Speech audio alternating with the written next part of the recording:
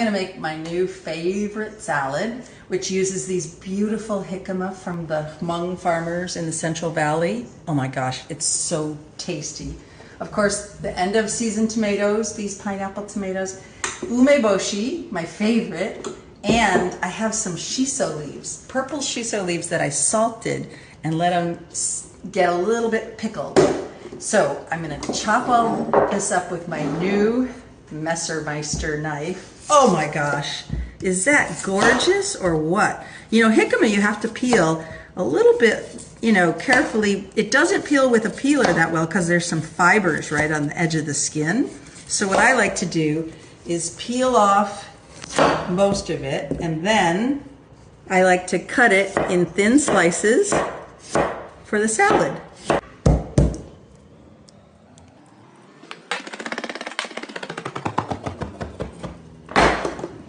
And then these beautiful shiso leaves.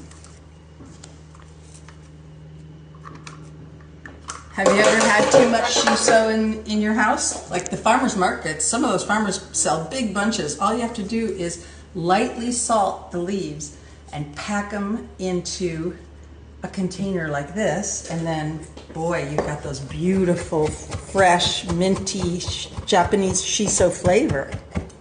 Now I've got all the ingredients chopped. I'm gonna put the jicama, the tomatoes, the shiso, most of the umeboshi. I can always add more.